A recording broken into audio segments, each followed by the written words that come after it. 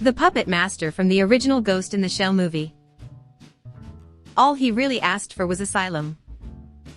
There is a scene where, before going on a rampage, it demands asylum and rights to a trial to which the humans pretty much ignore.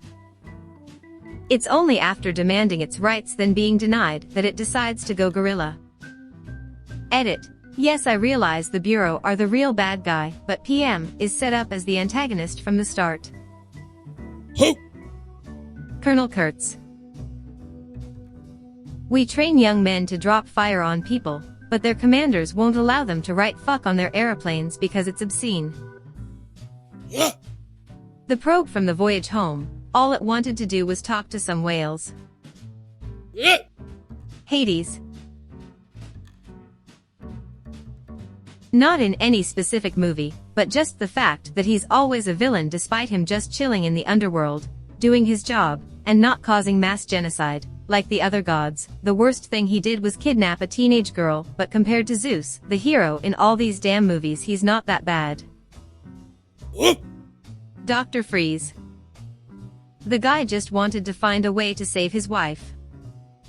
Batman even once tried to help him with it. Doc Ock. I'm not saying that I'd sooner rob a bank than beg for grant money, but I get where he's coming from. Wicked Witch of the West. Barbossa and his crew from Pot C1, they found a bunch of gold coins sitting around, traded them as currency like anyone would, and were severely punished for no good reason.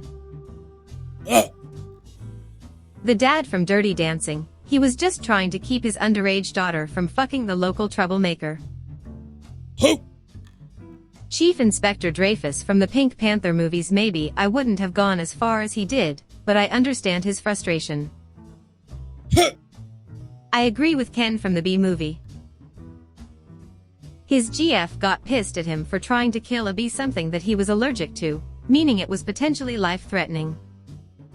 Frankly, Vanessa was terrible for dumping him because he tried to kill an insect. It's like getting mad at someone for refusing shrimp because they have a shellfish allergy. I know he's not the main villain, but he was the secondary one. Edit. Yes, Barry was a sentient bee, but Ken never knew that. I would also go a little nuts if a bee was slowly replacing me.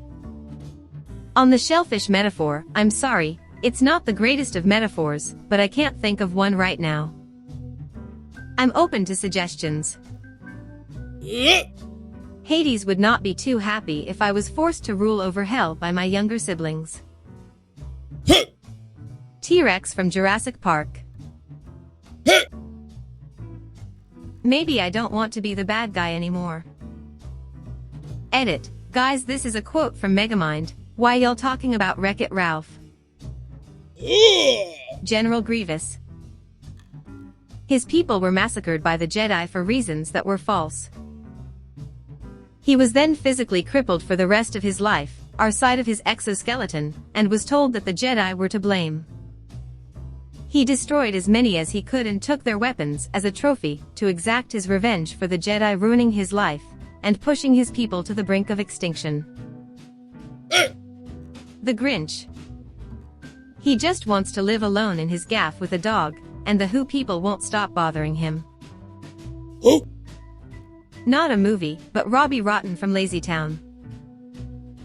As an adult, you get it. You want sleep, you want cake, you want quiet. You want to be lazy. There were moments where you could be like, I feel ya bro. Poison Ivy. All she wants is more plants and less destruction. I kind of understand the Ice King's motives.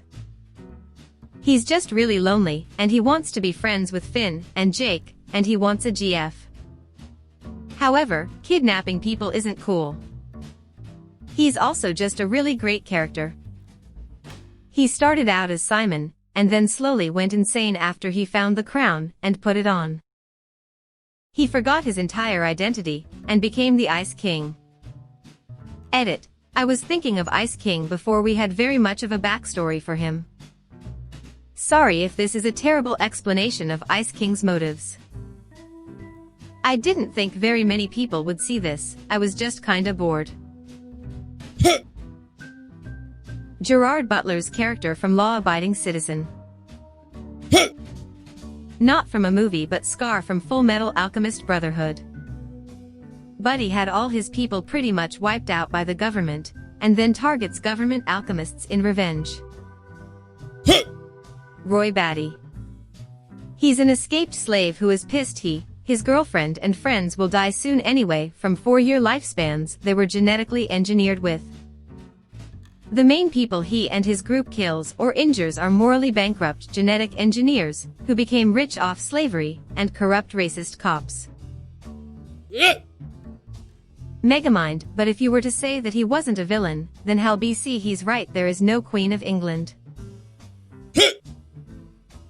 When I saw Spider-Man Homecoming, I was like, hey. Wait a minute. Adrian Toomes, Vulture, actually has a point here. The government and Tony Stark completely fucked him over with malice aforethought. After that opening scene, I was like, fuck Tony Stark, I'm with Toomes on this one.